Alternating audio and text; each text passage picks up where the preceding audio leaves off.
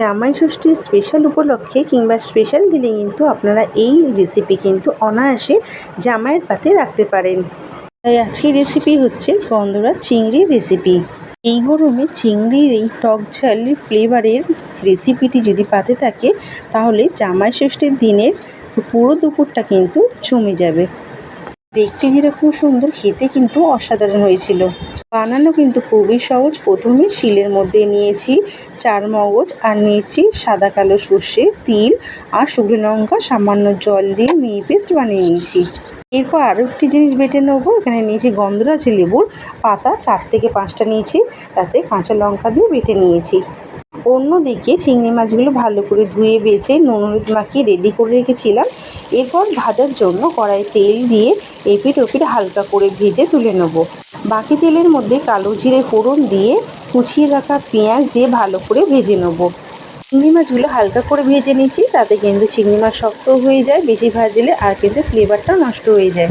পেঁয়াজ ভাজা হয়ে গেলে দিয়ে দেবো বাটা মশলা, আর দিয়েছি এখানে স্বাদ মতো নুন, চিনি, হলুদ গুঁড়ো দিয়ে ভালো করে মিশিয়ে নেব।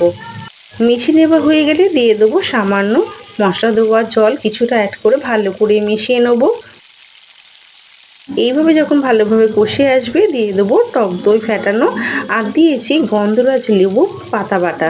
সেটাকে দিয়ে খুব ভালো করে এটা কিন্তু লো ফ্লেমে কিন্তু ভালোভাবে কষিয়ে নিতে হবে। কষিয়ে নেওয়া হয়ে গেলে দিয়ে দেবো বাকি মশলা দেওয়ার জল, আর হাফ বাটির একটু কম জল দিয়ে নিয়েছি। আপনারা চাইলে কিন্তু ঝোলের পরিমাণটা কম চাইলে কিন্তু কমিয়ে দিতে পারেন। দিয়ে দিলাম আগে থেকে ভেজে রাখা চিংড়ি মাছ দিয়ে ভালোভাবে মিশিয়ে এক ফুট হয়ে গেলে কিন্তু নামিয়ে নেবো। নামানোর আগে দিয়েছি একটু গোলমরিচ গুঁড়ো, আর দিয়েছি লেবুর রস কয়েক ফোঁটা দিয়ে ভালো করে কিন্তু মিশিয়ে নিলে এখানে পরিবেশনের জন্য একদমই রেডি গন্ধরাজ চিংড়ি রেসিপি। দেখে বুঝতেই পারলেন ভীষণই কিন্তু সিম্পল একটি রেসিপি। আর এই রেসিপি বানাতে কিন্তু খুব বেশি একটা সময় লাগে না, চটজলদি কিন্তু অনায়াসে কিন্তু এই গরমের মধ্যে হাতে কম সময় নিয়ে কিন্তু বানিয়ে ফেলতে পারেন। এই রেসিপির স্বাদ পেতে হলে কিন্তু অবশ্যই ভিডিওটি শেয়ার করে রাখুন যাতে আপনাদের বানাতে সুবিধা হয়। আর বাড়িতে বানিয়ে কিন্তু অবশ্যই কমেন্টের মাধ্যমে জানাবেন যে আপনাদের কেমন লাগলো। সাথে কিন্তু জানাতে ভুলবেন না আপনারা এই ভিডিওটি কে কোথা থেকে দেখছেন, তাতে করে কিন্তু আমার ধন্যবাদ জানাতে সুবিধা হয়।